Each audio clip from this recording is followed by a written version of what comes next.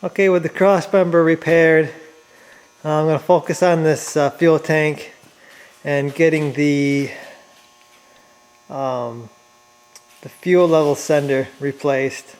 To do that, I'm going to have to pull out the whole pump, and to do that you got a little clip here. It's got to be pushed, or a locking tab's got to be pushed out, and you're going to want to spin this this whole top, and because it's held on with these brackets here, you got to spin it this way. I'm going to get my brass punch and try to get this thing rotated and get this pump out. The reason I'm going to use a brass punch is you really don't want to make any sparks right here. This is a fuel tank and I believe it's half full. So sparks are fairly dangerous around this situation. So I'm going to find my punch and get this pump out. Okay, so I got my locking ring off. I actually had to abandon this and spray it with blaster, let it sit overnight. Here it is, and it's ruined. It's all bent up. You can see here this one broke, so I'm going to need a new locking ring. If this tank would have been steel, it would have been rusted out by now. No doubt about that. So I'm ready to pull this out. I took my air hose and blew all the rust off here so I don't drop anything in the tank. And I'm going to lift this pump out of the tank right now.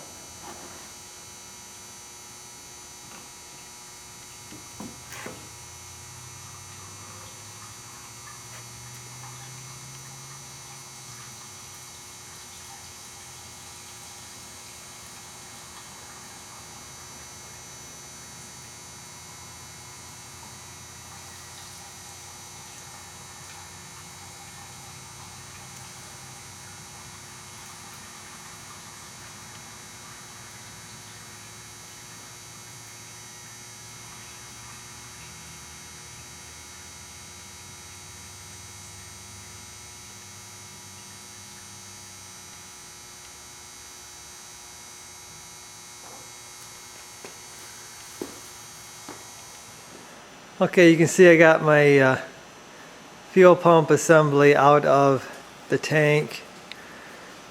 Here is the fuel level sender right here.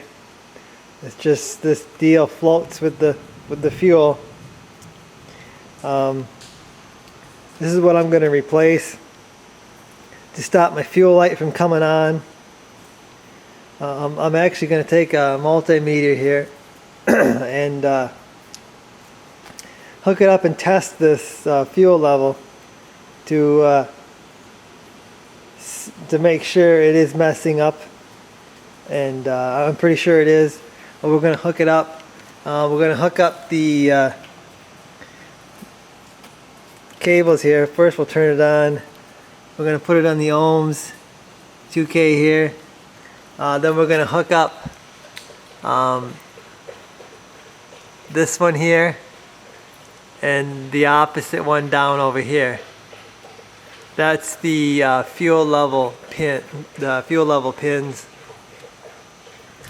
So I'm going to hook them up. It doesn't matter what they are, positive or negative, doesn't matter. You just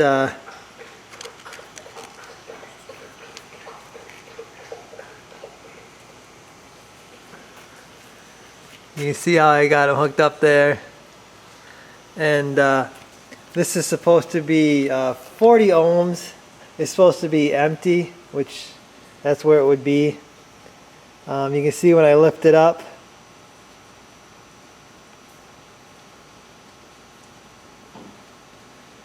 This is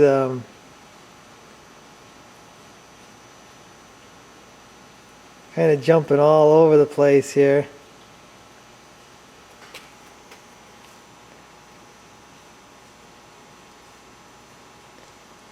$250 is when it's all the way up. And it is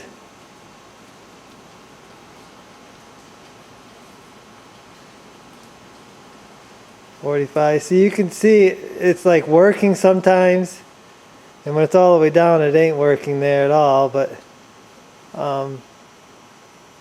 you can see it's kind of like all over the place. There was a 400 reading. There's another 400 reading.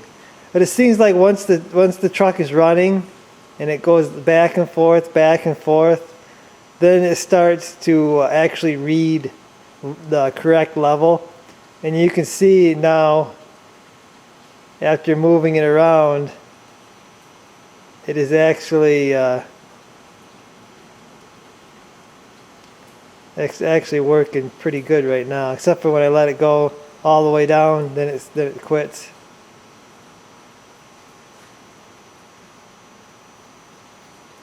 So this is basically telling me exactly what the fuel gauge is telling me. At first, it's not really working, but the more that it goes up and down, the better it actually works. So let's grab the new one. Got the new one sitting here. I'm going to hook it up, and we'll see what that shows. Okay, I got my leads hooked up to the fuel level wires, and actually if you look at these two are heavier gauge, that's for the actual pump, and these two lighter gauge wires are actually for the fuel level. I've got the fuel level sitting here, and I have the plug plugged in. The level right now is at 0, or at empty, just like this one is right now, and you can see 44 ohms. So if I start to move this thing, you can see that it's not jumping to 400 ever. It's not, that's all the way full, so 255. So 40 to 250 was the specs. I'm going to bring it down here. You can see there's no spikes, there's no jumping to nothing, no 400. It's just kind of a smooth increase and decrease as I'm moving this, simulating the same thing as this right here. So, and actually I tested this right when I took it out, me and Dad. We were actually having troubles with this multimeter because the hold button was pushed down and we couldn't get it to work. So if you got one of these and it's not working, make sure your hold button hasn't been pushed down. But anyway, this was a lot worse. I mean, it wasn't working at all until I started playing with it like this. And then it started working better and better, as you saw there. But that's exactly what the gauge is telling me. When the truck sat for a while and this gauge didn't move, the fuel light would come on. And it would come on kind of off and on whenever it wanted. Usually when you were running down the road though and shaking it, the fuel gauge was pretty accurate. But I'm tired of that, and I'm going to swap in this new fuel level. This was 16 bucks. I figured, what the heck, let's try to fix that. Some people are probably wondering why not just replace the whole pump. A brand name fuel pump is about $270 to $300 depending on which brand you go with. I know there are cheaper brands, but I wouldn't go cheap on a part like this. You know, usually you get what you pay for, and if you go cheap, you're probably just asking for trouble. With a part like this, that's going in your fuel tank, that's really hard to access. So that's the reason why I'm not putting a brand new one in. is because I don't really want to spend 270 bucks right now. Probably would be the smart thing to do. It would be to have put a brand new pump in this, but I'm gonna wait on that. I have the fuel sucked out of this, most of it anyway, so I can pick it up myself. I was gonna take it, I was gonna completely drain this thing and wipe the tank out and clean it all up. But I don't know if you can see in there, but it's actually really clean in that tank. It looks spotless to me.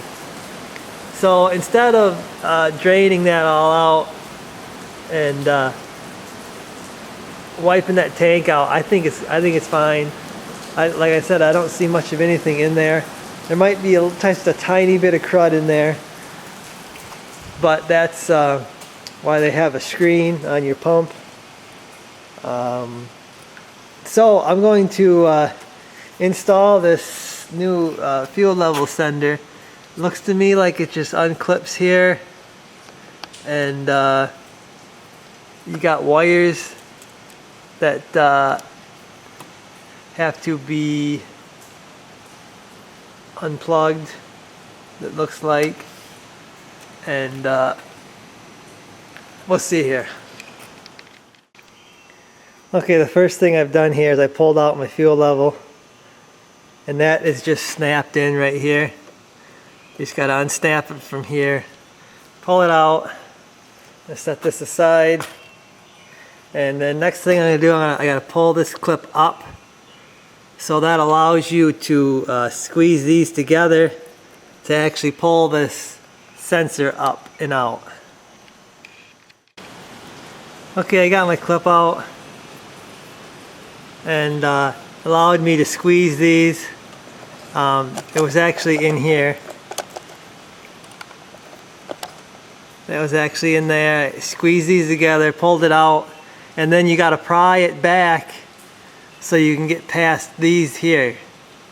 Kind of got to get a little aggressive with it. And then the wires there are both on these clips. And then there's a plug-in up there, but the fuel pump is actually also plugged into that too. So I'll have to see what I got to do there.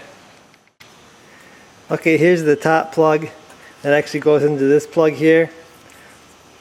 There's a red clip you got to pull out that keeps this clip from being able to be pushed in. You got to pull that out, and then you got to go in there and push this down, and then you can pull the plug out. So that's how that comes off. Okay, one more thing, you got to unplug this plug here that actually plugs into the pump. You got to spread these out both sides, pull it up, and then this whole assembly can be removed. Okay, here's the old assembly with all the wires and the old gauge. Here's the new assembly with the new wires and the new gauge, and it also comes with a new plug for the top here with a different type of connector, also with an upgraded harness here. So you got to pry this out. I just took a screwdriver, carefully pried it out. There is an O-ring down in there that's got to come out. The new one's got a new O-ring on it. So I gotta dig that O-ring out, I gotta clean it up in there, and then slide the new connector in there. Okay, cleaned it up, a little bit of oil on the O-ring here, and she snapped right down on there. Nice and easy. Going to install my fuel level, plug in my pump, and then we'll move on to this harness here. Okay, I'm trying to get the sender in the pump here.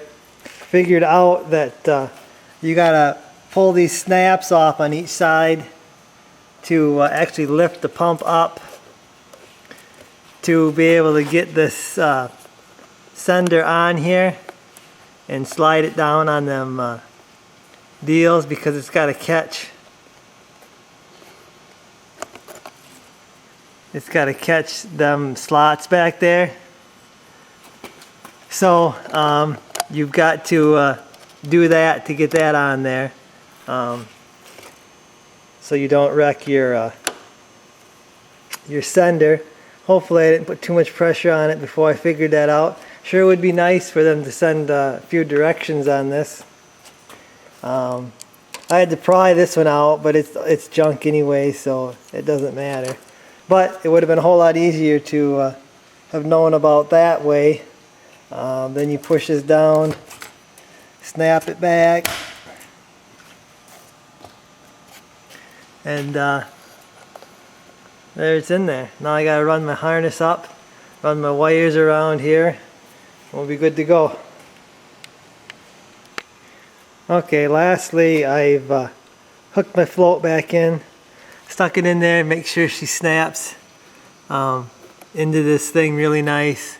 Got all my plugs in there, pushed down, got it plugged in there, got my safety back in there, got my little safety clip on this here. So this is actually ready to be dropped back down in the tank, and then I can go to wiring the new plug. I guess this is a new and improved plug over the old one. I guess there's more surface or something on those plugs to be able to send more current or something through them. I'm not sure, but I know a lot of the new pumps come with this new plug. So I guess I might as well wire it in there, so if I ever do get a new pump, it's just plug and play then. Okay, so here's my fuel tank harness. For mine here, it's the 4-pin that plugged into the this is the fuel pump power and the fuel gauge plug. The other one is like a pressure sensor or something, I believe. So we've got 4 wires here, and we got 2 wires that are heavier gauge than the other 2. Okay, so those 2, the heavier gauge wires, go to the fuel pump, and that is a gray wire and a black wire. So on this new harness, you got a heavy gray wire and you have a heavier gauge black wire. So that's pretty easy, those 2 go together. For the fuel level, we've got a purple wire here and a black wire. Again, they are smaller gauge than the other 2 wires. On the factory GM plug here, we've got a purple wire and a orange with a black stripe. So the colors don't match up here. So I'm going to connect the purple wire with the purple wire they have here, and then the other wire, the black lighter gauge, I'll go with the orange with the black stripe. So that should be correct. I gotta wait to actually connect these. I'm gonna get some I need to get some more of the these nice connectors that you put a heat gun on and they shrink up. These are really nice. I should go online and order a whole bunch of them. The store wants a terrible amount of money just for a few of them, so I should just order these in bulk. We do use quite a few of these. I love these connectors. It's just a nice weatherproof connector that you know is going to last. So I got actually I got 2 of these. I could do 2 of these.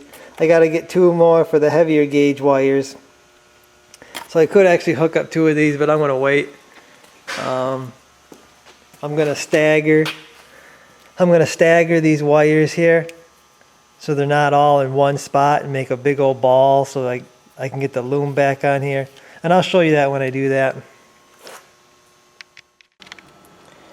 Okay, so I just got my new plug-in wired into the truck harness with my weatherproof connectors. You can see I got them staggered so they're not all in one spot, so it doesn't make a huge bump, you know. So I can roll this back into the factory loom. If you splice these all in one spot, it's just a huge clump of wires and you'll never get them back in the loom. So I just like to stagger them like that. Works out pretty good. I'm pretty sure this wiring is correct. The only wires that are different is this orange and black is going to another black. So all the other ones are the right colors. So hopefully I got it right. I will let you know if it is wrong later on.